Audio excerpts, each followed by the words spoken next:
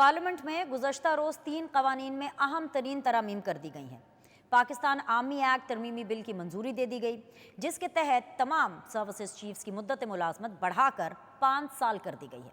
Services chief तरमीमी act के मुताबिक army chief, air chief और नेवल चीफ की रिटायरमेंट की उम्र की हद भी ख़त्म कर दी है। अब जनरल की रिटायरमेंट की उम्र और सर्विस की हद का इतलाक आर्मी चीफ पर नहीं होगा।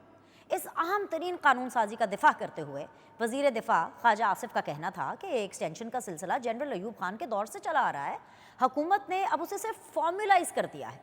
हुकूमत ने तोसी देने के कानून में तरमीम करके अफराद के बजाय इदारे को मजबूत किया है। वजीर इत्तलात अता तारर के मुताबिक आर्मी चीफ की 5 साला मुद्दत मुलाजमत किसी एक शख्स के लिए नहीं और ना ही इसे एक्सटेंशन कहा जा सकता है। वज़ीर आज़म शहबाज शरीफ के मुशीर बराए सियासी अमूर राना सनाउल्लाह ने तो इस कानून साजी को कुछ इस तरह से समअप किया है कि इस कानून के ज़रिए आर्मी चीफ की मुद्दत मुलाजमत में इजाफा नहीं बल्कि कमी हुई है। पार्लियामेंट ने supreme court practice and procedure act 2024 में भी तरमीम करके 3 रुकनी जजेस कमेटी की फॉर्मेशन दूसरी बार बदल दी है।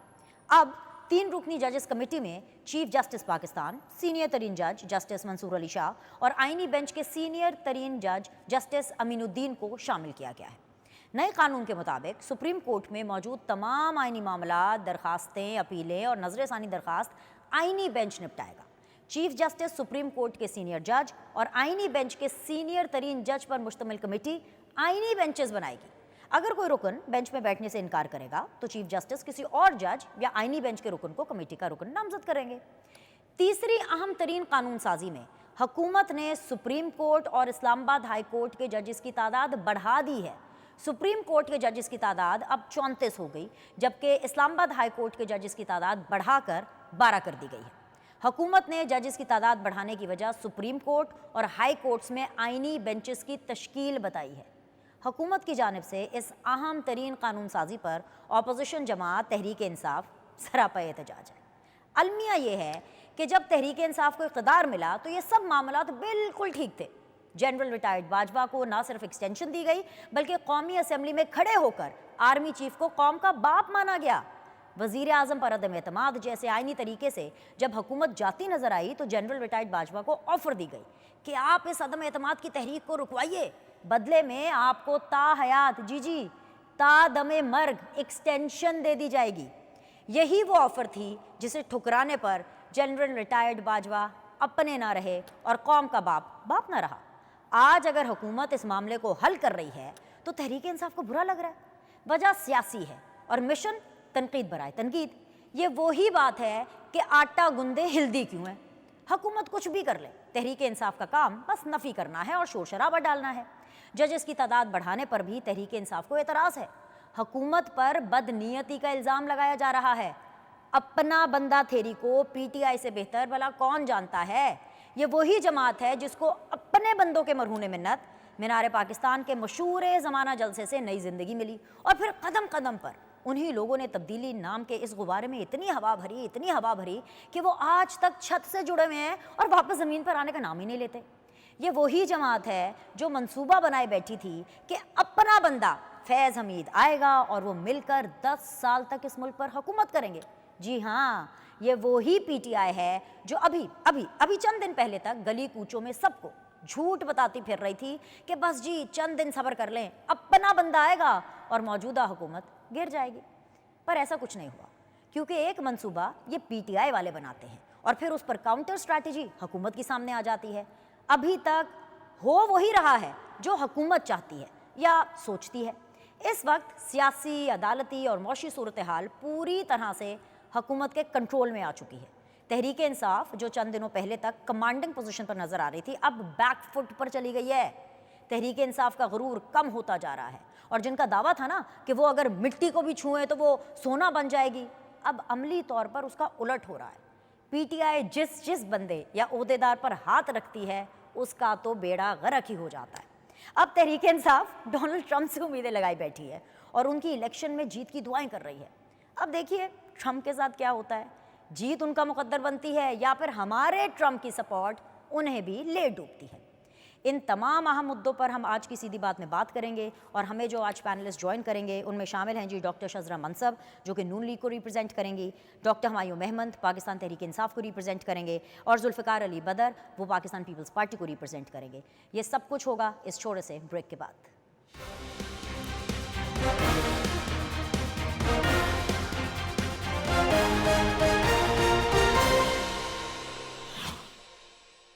अस्सलाम वालेकुम जी। ब्रेक के बाद आप लोग को खुश आमदीद कहते हैं। आप देख रहे हैं सीधी बात बीनर सलीम के साथ और इस वक्त जो मोतबर पैनलिस्ट मेरे साथ बने हुए हैं वेरी ऑनरेबल मुझे ज्वाइन कर रहे हैं जी जुल्फ़िकार अली बदर साहब लाहौर स्टूडियो से एडिशनल सेक्रेटरी जनरल हैं पाकिस्तान पीपल्स पार्टी के। अस्सलाम वालेकुम, खुश आमदीद।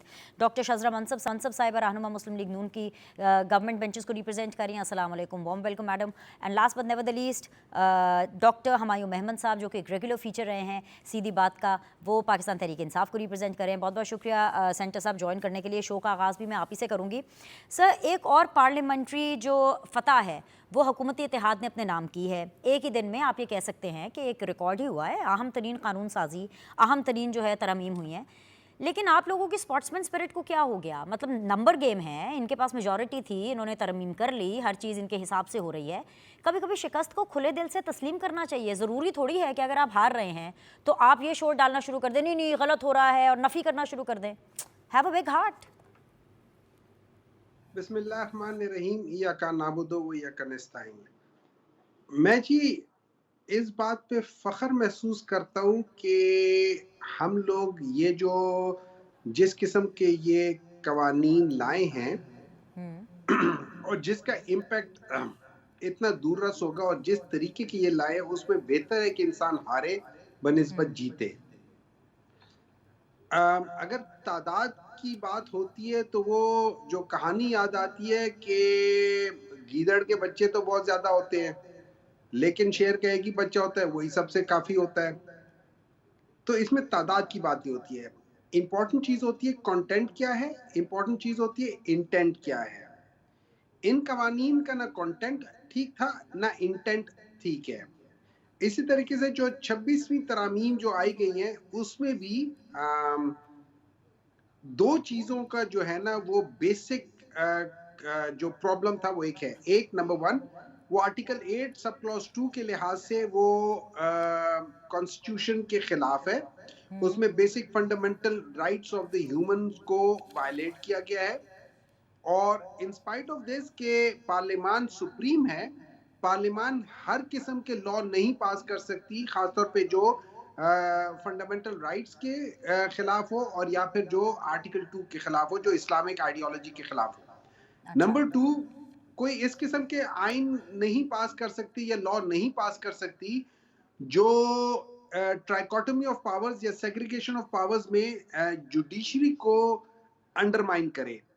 इस वक्त जो हो रहा है वो बेसिकली ये हो रहा है कि जो लोगों का, आपने भी सुना होगा, आप भी इसी मुल्क में रहती हैं और आपने देखा होगा कि लोग आमतौर पे कहते हैं कि जज कर लो।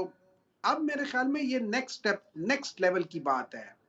ये नेक्स्ट लेवल में जाके ये कहते हैं पूरा कोर्ट सुप्रीम कोर्ट कर लो। और इन्होंने किया क्या है, इन्होंने 7 जज अभी हुकूमत ने नामजद किए हैं आईनी बेंच में। वो 7 जज जो हैं, जब हुकूमत के खिलाफ कोई आईनी पिटिशन आएगी तो वो 7 जज जो हैं वो हुकूमत के हक में फैसला देंगे, क्योंकि ये हुकूमत के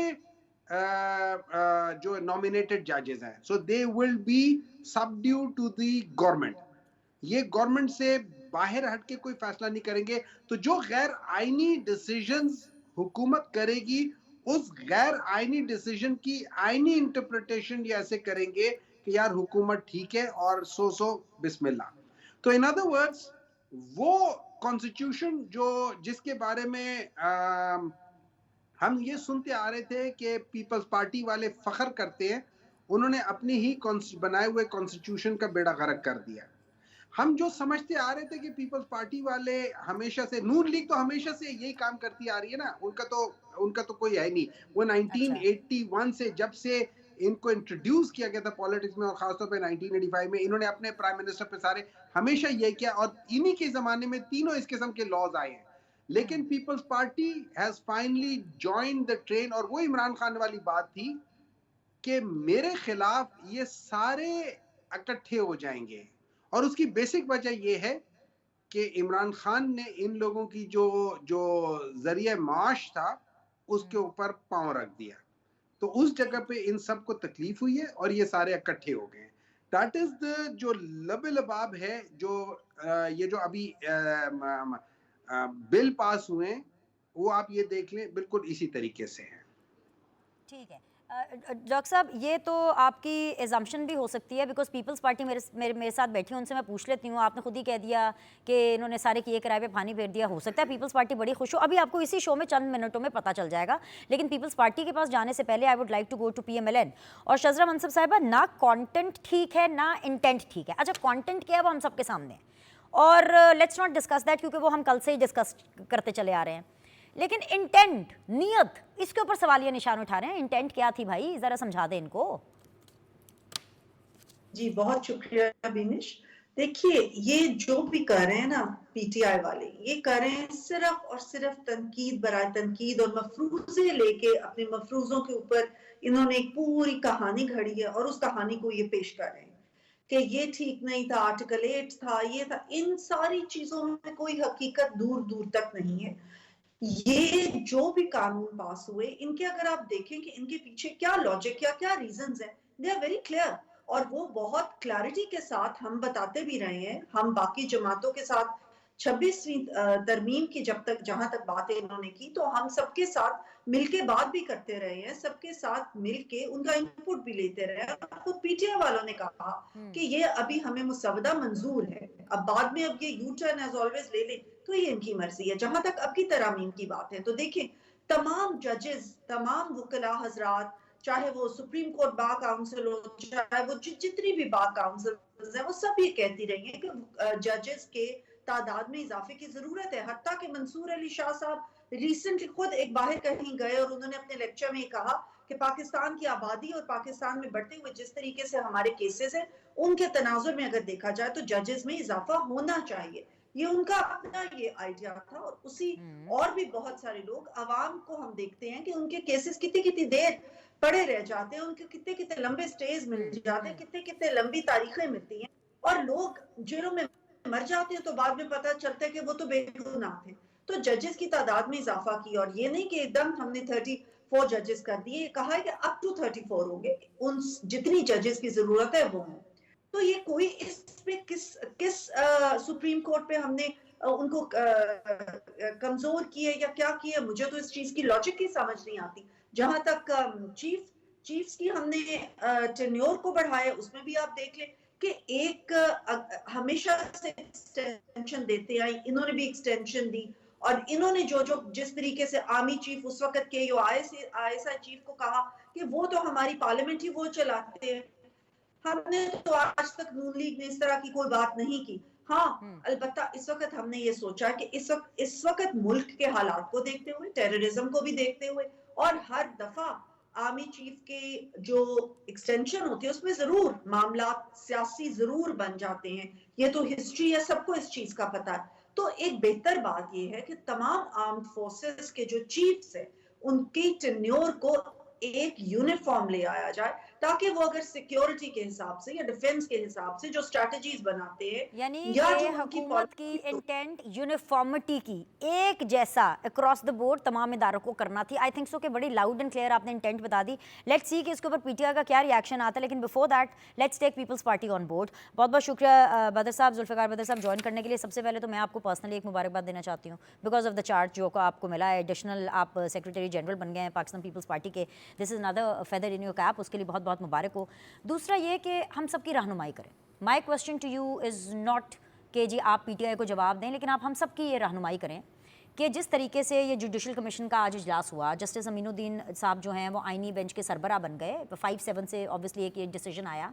यही तो जमहूरियत का हुस्न है, यही तो पार्लियामान की बालादस्ती है। ऐसा ही है कि I have taken it wrong और maybe PTI has taken it wrong. बिस्मिल्लाहिर्रहमानिर्रहीम। बहुत शुक्रिया बिनिश, आपको भी नया प्रोग्राम स्टार्ट करने का, और बहुत शुक्रिया ऐसे इदारे में जो कि पाकिस्तान की एक आइकॉन है, तो thank you very much for inviting me here, it's an honour. देखिए, ये जो आपने बात की है ना, जमहूरियत का हुस्न ही यही है कि we should agree to disagree. और आप 26वीं तरमीम बिलावल भुट्टो जरदारी साहब ने जो कोशिश की कंसेंसस बिल्ड किया, तमाम पॉलिटिकल पार्टीज़ को, उनके हेड्स को, स्टेक होल्डर्स को ऑन बोर्ड करके, इवन मौलाना साहब की वसासत से उन्होंने पीटीआई को भी ऑन बोर्ड किया और उनके साथ सारी चीज़ें तय की और उन्होंने जाके बानी पीटीआई से की। तो एक भी किसी शख्स की सियासी वाबस्तगी चेंज किए बगैर 26वीं आईनी तरमीम पास हुई।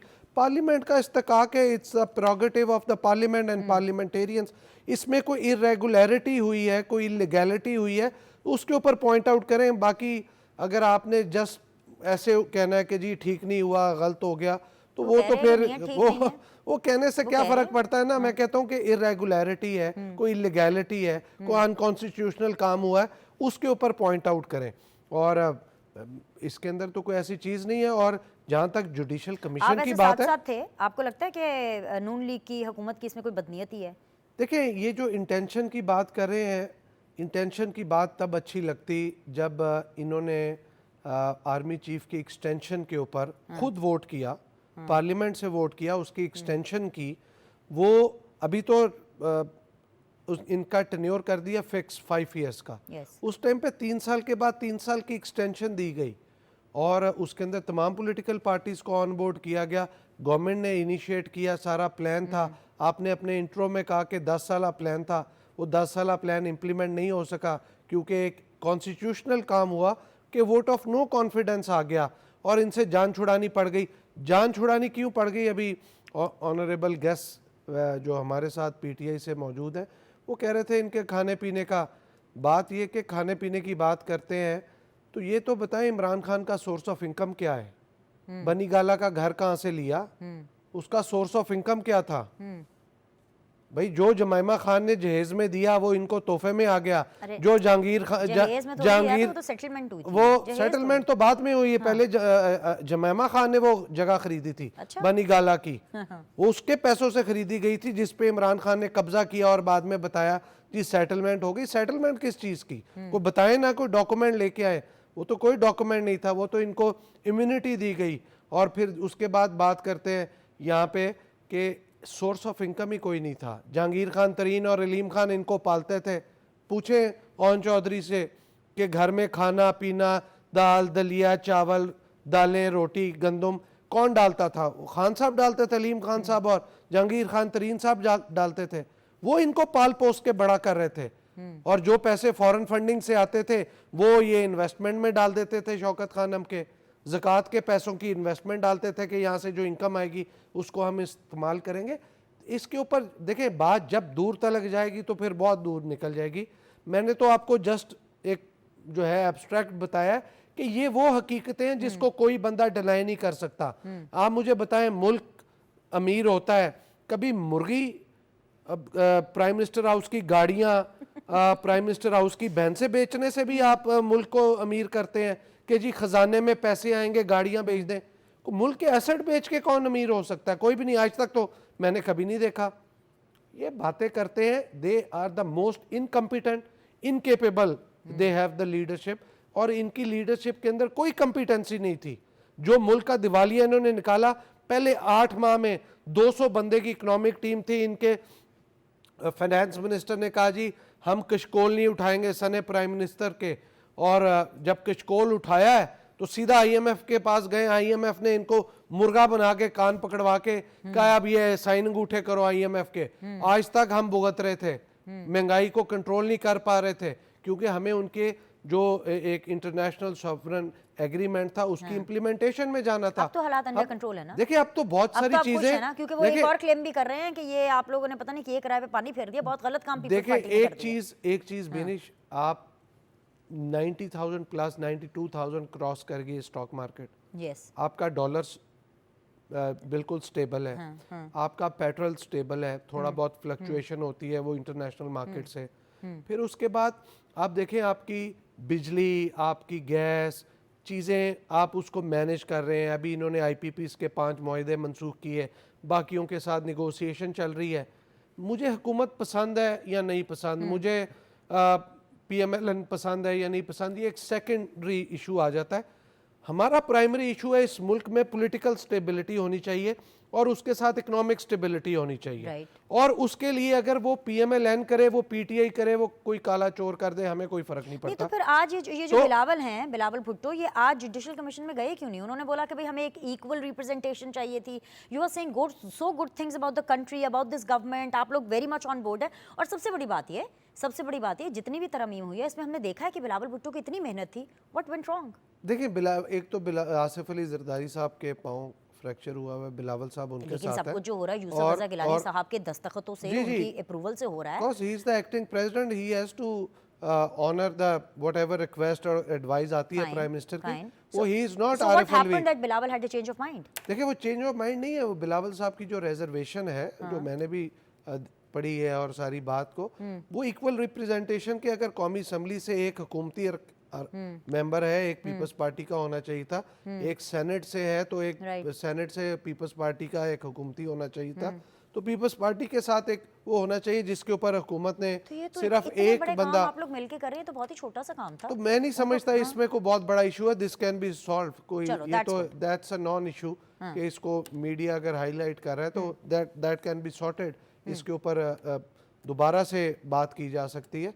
लेकिन असल बात यह है कि इस मुल्क में ये जितने भी कानून साजी हो रही है, Right. पार्लियामेंटेरियंस का काम क्या है कानून साजी करना। बिल्कुल। और अगर देखें, let's for the sake of argument let's say कि आपको आर्मी चीफ को 3 साल पूरे होने के बाद एक्सटेंशन देनी पड़ती, अनदर 3 इयर्स, वो 6 साल पे मामला जाता। तो गवर्नमेंट ने उस चीज़ को ख़त्म ही कर दिया ना, एक्सटेंशन होनी है या नहीं होनी। उन्होंने लेजिस्लेशन करके एक मामला ही ख़त्म कर दिया कि जी टेन्योर ही 5 साल का कर दिया, और सिर्फ आर्मी चीफ का नहीं, नेवल चीफ का और साथ सब एयर services चीफ chiefs का, का, exactly. सबका कर दिया। और ये एक इस किसी किस्म का केओस, अनसर्टेनिटी ख़त्म कर दी है ठीक है। कि मुल्क ने आगे बढ़ना है और इसके लिए बदलते हालात पर के साथ। प्रॉब्लम ये है ना बदर साहब, प्रॉब्लम ये है, आप जो कह रहे हैं मुझे समझ में आ रहा है। मैं इस कैमरे के तवस्सुत से, इस प्लेटफॉर्म के तवस्सुत से आप लोगों को समझा भी देंगे, लेकिन वो जो आपके साथ बैठ रहे हैं ना, ये जो सेनेटर साहब है, जो आपके साथ कॉलीग्स बैठ रहे हैं, जो पीटीआई वाले, इनको नहीं समझ में आ रहा है। मुझे ब्रेक का कहा जाए। देखिए break ले हमारे लेते हैं लिए छोटा बड़े सा। काबिल एहतराम जी। है पीटीआई वाले भी, जी, जी। लेकिन इनको ये बात समझने की ज़रूरत है कि जो नेशनल इंटरेस्ट है ना, नेशनल सिक्योरिटी के मामलात हैं, उधर से you have to be over and above the political affiliations. All right. इसी नोट के ऊपर एक छोटा सा ब्रेक लेते हैं। ब्रेक के बाद वापस आएंगे, सेकंड राउंड ऑफ डिस्कशन होगा। स्टे विद अस।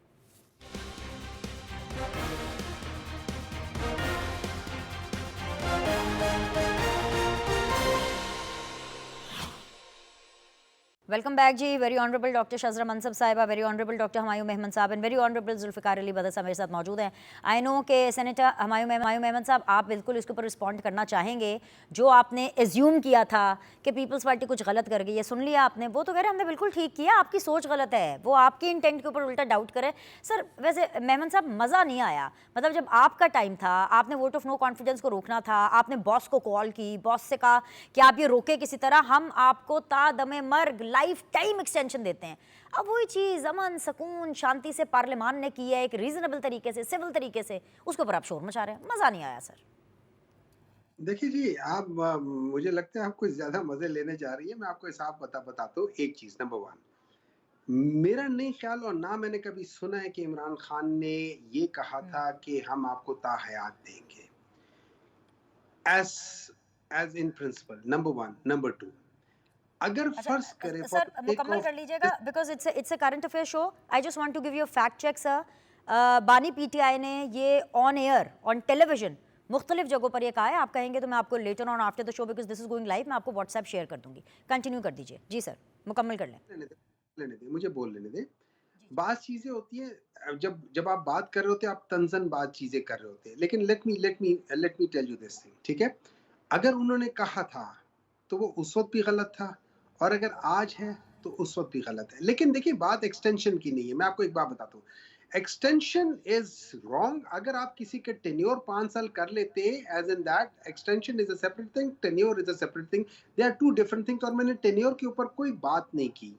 मैंने जो बात की है वो उन लॉज के ऊपर की है जिनके ऊपर मैं ये समझता हूँ कि जब आप कॉन्स्टिट्यूशनल अमेंडमेंट्स ला रहे हैं तो उसका इंटेंट तब पता चलता है। हो सकता है शायद बाज़ दफ़ा लोगों को इंग्लिश का मतलब ना आता हो, लेकिन इंटेंट तब पता चलता है जब आप उसको अंडर डिस्कशन ना लाएं।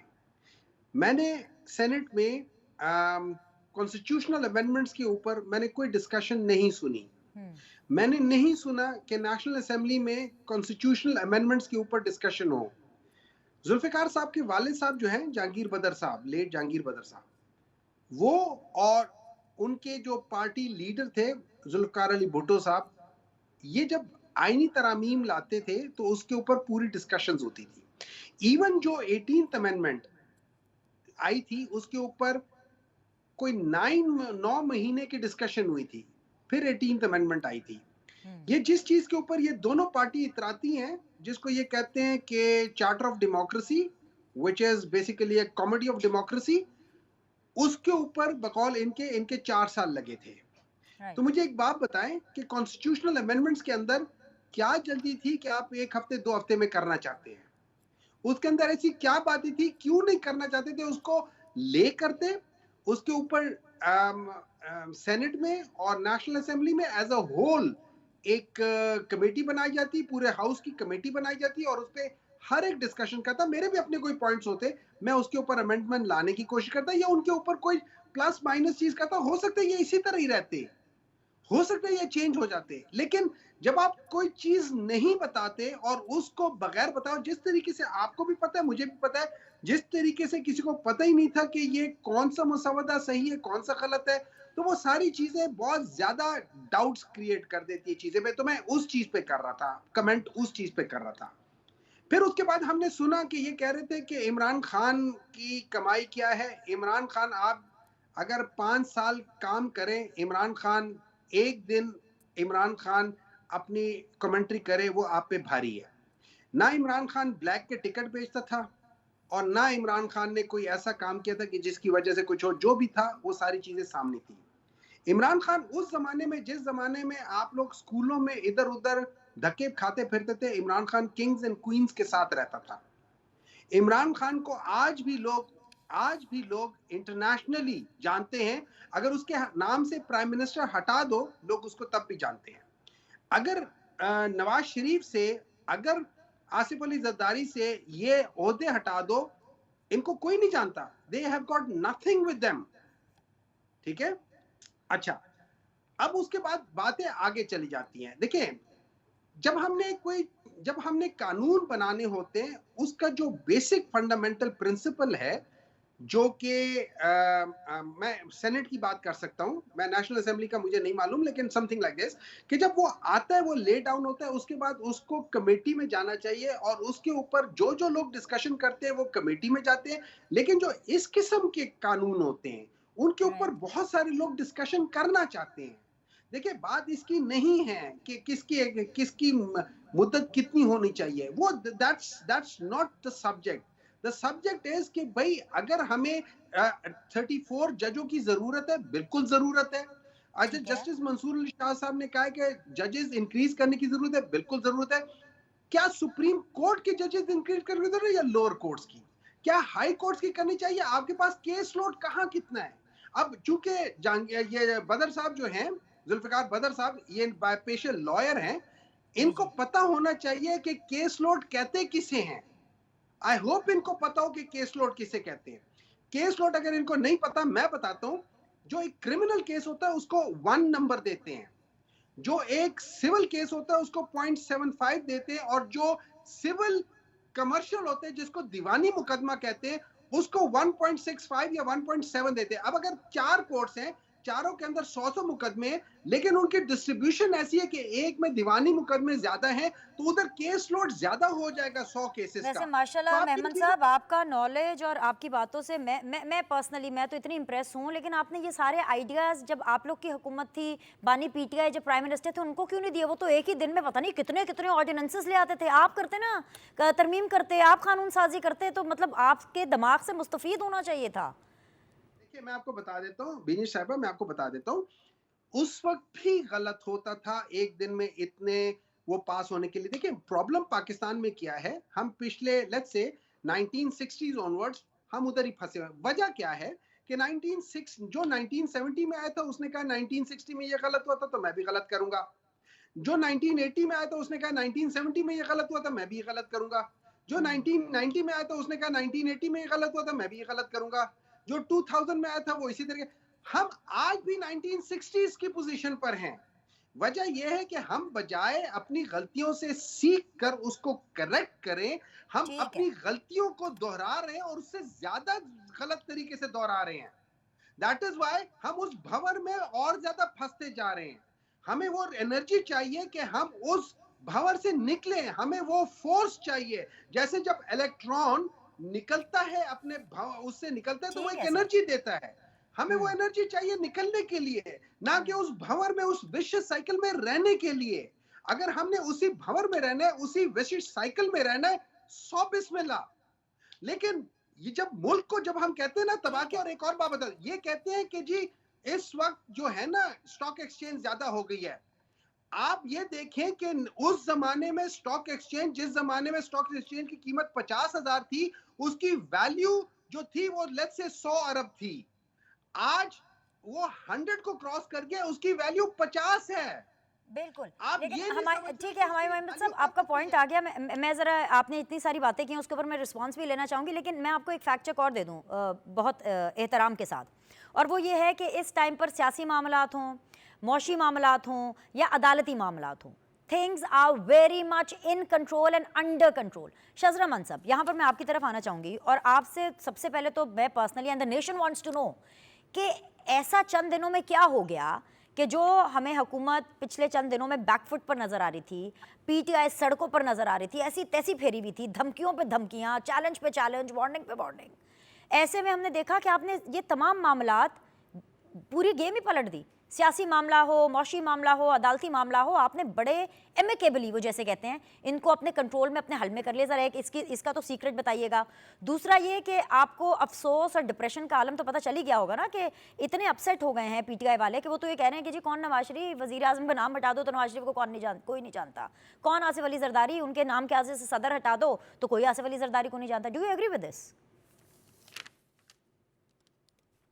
शज़रा?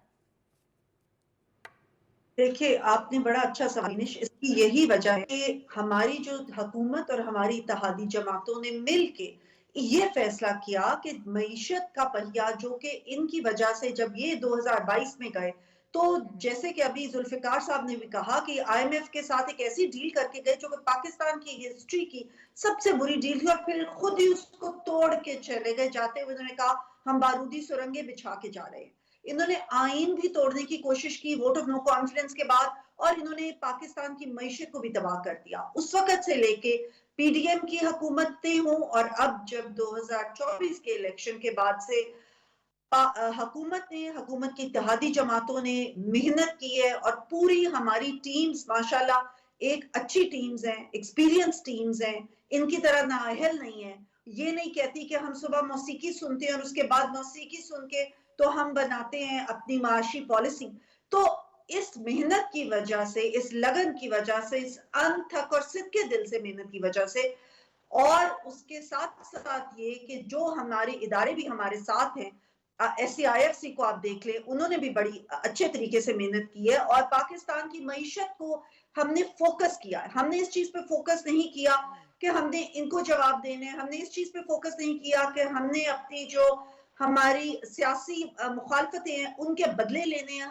हमने इस चीज पे फोकस नहीं किया कि हम किस तरीके से अपने सियासी मुखालफों को दीवारों के साथ लगाएं, उनको जेलों में झूठे मुकदमे बना के भेजें, उनके ऊपर हेरोइन डालें, उनको जेलों में कई देर रखें और उनके ऊपर नैब का जो है वो सारा रखे। हमने इन चीजों पे नहीं किया। हमने इस चीज पे अवाम की पीपल सेंट्रिक पॉलिसीज को हमने जो है वो आगे रखा है, और अवाम को हमने आगे रखा है, और हमने अल्हम्दुलिल्लाह कि ये सारी मेहनत से आज मुस्बत असरात आने लग गए हैं। आप देखें कि इन्फ्लेशन सिंगल डिजिट में चली गई है। आप देखें कि 6.9 इन्फ्लेशन हो गई है। मुस्बत असरात जो है वो मूडीज हो चाहे फिच हो, उन्होंने हमारे क्रेडिट रेटिंग्स को बेहतर कर दिया। अभी कल पॉलिसी रेट भी कम हो गया है, और बाहर के ममालिक भी आप देख लें कि हमारा SCO का हमारा कामयाब यहाँ पे हुआ, उसको भी इन्होंने साबराज करने की कोशिश की। इनका वो जो लीडर है जिसका ये कह रहे हैं कि तमाम दुनिया को पता है, उसी लीडर के कहने पे SCO को साबोटाज करने की कोशिश की। ये वही लीडर है जिसने ऑक्सफोर्ड में चांसलरशिप के लिए बड़े दावे किए, लेकिन उसको इसलिए हटा दिया गया उस चांसलरशिप का उसको नहीं दिया गया चॉइस कि वो एक सजा याफ्ता No doubt, मुजरिम है। ये no कहा doubt, Shazia पाकिस्तान Saiba, को। we all are witness to this कि government and the Prime Minister Shehbaz Sharif is very much in a comfortable position. मगर मसला ये है कि वो सेनेटर साहब कह रहे हैं पॉपुलैरिटी अभी भी बानी पीटीआई की है, आप लोग को कोई नहीं जानता, पॉपुलैरिटी कहाँ गई? देखिए, वो पॉपुलर एक एज अ क्रिकेटर जरूर थे। जिस वक्त वो आए, उनको 4 साल का मौका दिया गया, तो आपको पता ही है कि वो पॉपुलैरिटी का क्या बना और वो कहाँ चली गई। आज इन्होंने एक नया नैरेटिव बनाया। उस वक्त वो था कि इनकी टिकट लेने को कोई तैयार नहीं था। इस दफा भी आप देख लें कि इन्होंने इधर उधर वकील इकट्ठे करके उनको टिकट दी। उसके बाद इन्होंने अब ये नया नैरेटिव, तो हर इलेक्शन जिसमें आप नहीं होते, 10 साथ कर ले आप, जिस इलेक्शन में कामयाब नहीं होते वो रिग्ड इलेक्शन होते हैं। अब पूरे मुल्क के इलेक्शन रिग्ड थे क्योंकि उसमें ये कामयाब नहीं हुए। केपी के इलेक्शन ठीक हुए, उसी इलेक्शन कमीशन ने कराए, ठीक करा दिए, बाकी मुल्क के ठीक नहीं कराए। तो ये इनके सारे इस तरह के झूठे बयानिए हैं।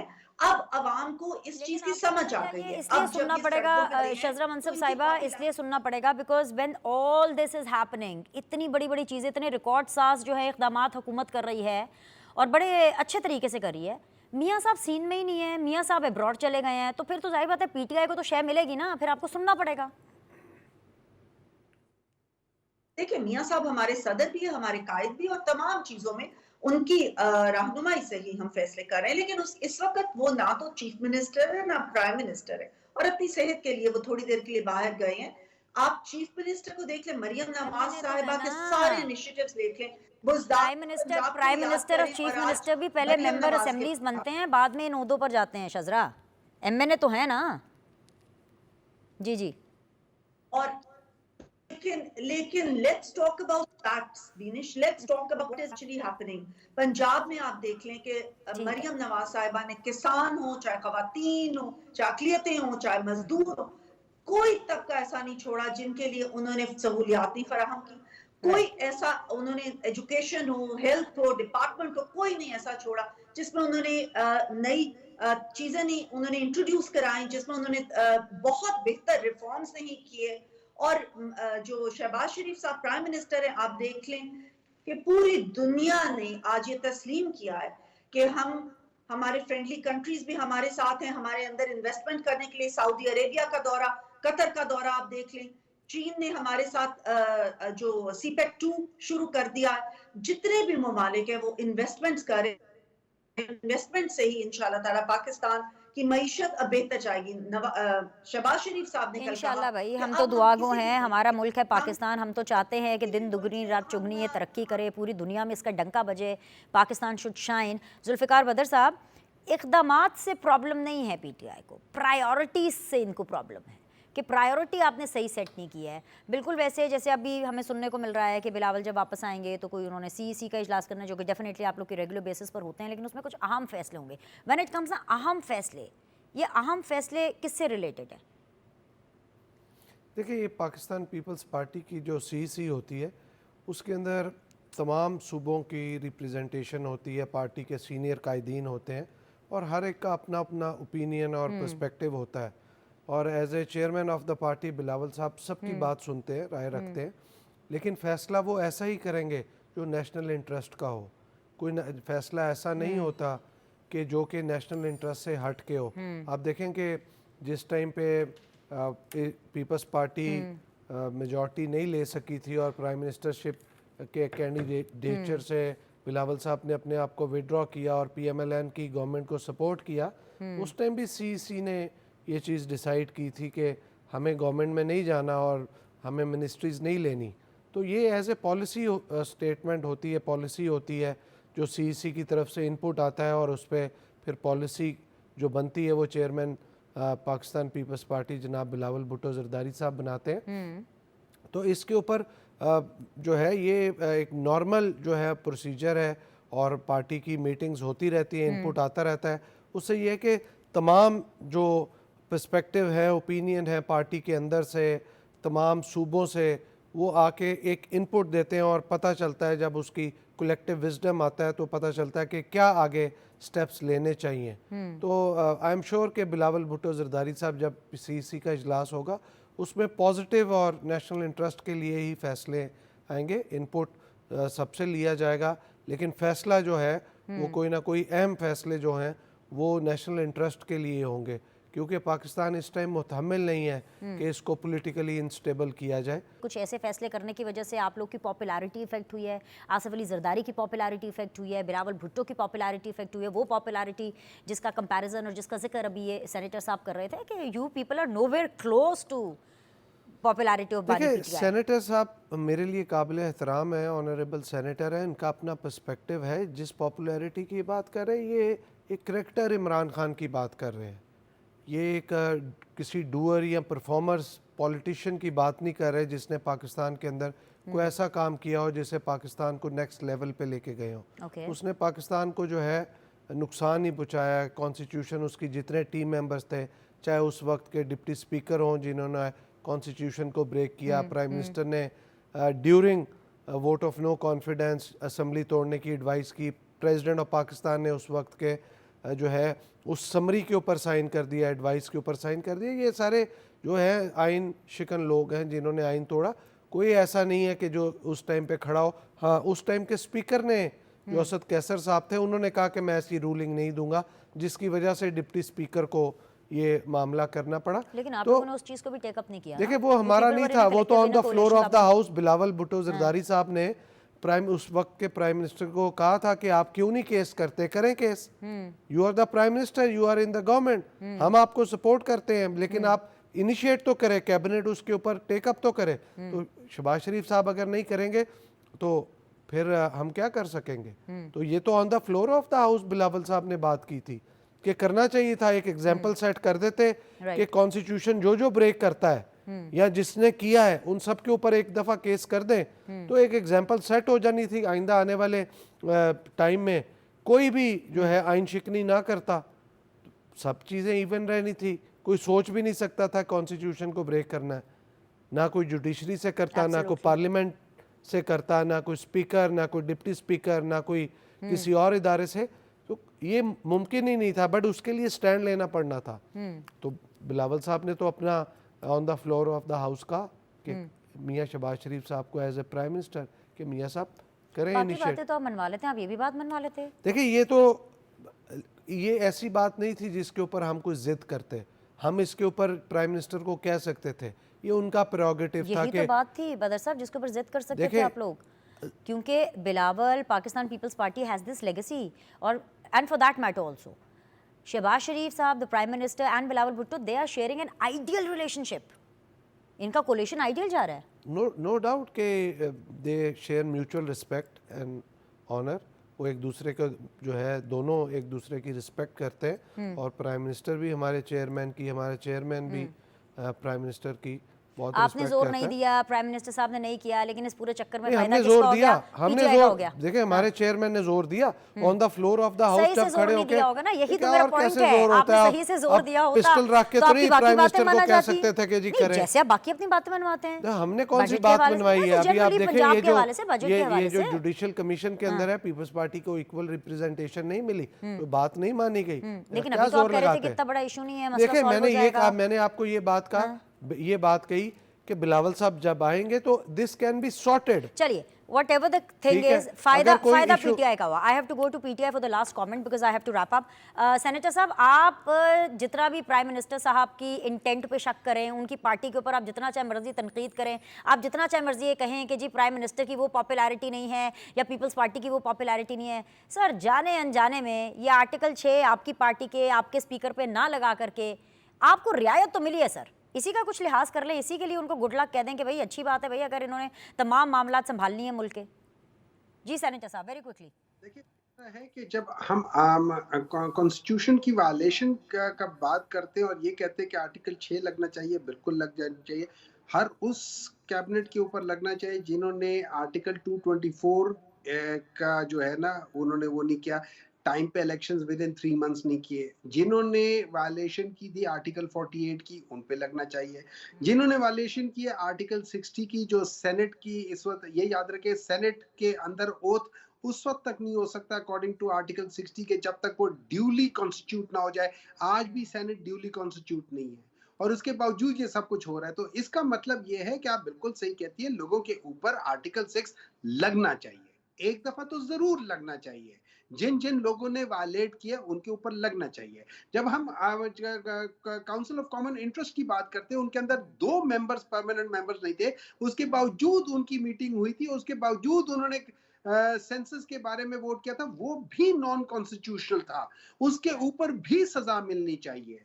ये सारी चीजें होनी चाहिए। और उसके बाद फिर ये याद रखिए कि हम लोग जिस तरफ जा रहे हैं, ये हम गलत सिमत जा रहे हैं। अगर हम ये समझते हैं कि ये सारी चीजें करने से हम लोग आगे निकल जाएंगे, हम ये मुल्क बेहतर हो जाएगा। एक और बात बता देता हूँ, ये लोग बार बार कहते हैं कि वो पाकिस्तान तहरीक इंसाफ ने वो खत्म कर दिया था एग्रीमेंट, IMF से खत्म कर दिया था। सिंपल सी बात ये, IMF से जो एग्रीमेंट खत्म हुआ था उसकी बेस बनी थी कैबिनेट जब आ जाती, अगर पढ़ी लिखी और उनके ऊपर उनके अंदर शऊर होता, वो एक ही दिन में डिसीजन उसको रिवर्स कर सकती थी, वो उसके ऊपर 5-6 महीने ना बैठती। अगर, और ये याद रखिए, मैं आपको सिंपल सी फैक्ट्स फिगर्स बताता हूँ, जैसे आप मुझे फैक्ट वो कहते हैं चेक करती हैं। पाकिस्तान की हिस्ट्री में जब से पाकिस्तान बना है, अगर एक पॉलिटिकल पार्टी ने 2 कंसेक्टिव टाइम में 6 GDP या उसके करीब टच किया कंसेक्टिव, सो वो खाली पाकिस्तान तहरीक इंसाफ है। पीपल्स पार्टी ने आज तक 6 के करीब नहीं गई। Unfortunately I have to wrap up. लेकिन अभी आप ये कह रहे थे ना कि आगे नहीं जा रहे या हम पता नहीं सिमत नहीं हैं, मैं सिर्फ इस दुआ के ऊपर आज के इस शो को ख़त्म करूंगी कि पाकिस्तान बिल्कुल सही सिमत की तरफ जा रहा है, ना सिर्फ जा रहा है बल्कि इंशाअल्लाह ताला बहुत जल्द पाकिस्तान उन ऊंचाइयों को छुएगा जहां पर मैं, ये बदर साहब, आप और ये डॉक्टर शजरा मनसब और जितने भी पाकिस्तानी हैं वो पाकिस्तान को देखना चाहते हैं। इसी दुआ के साथ आज के लिए इतना ही। आपके फीडबैक का इंतज़ार रहेगा, कल मुलाकात करते हैं।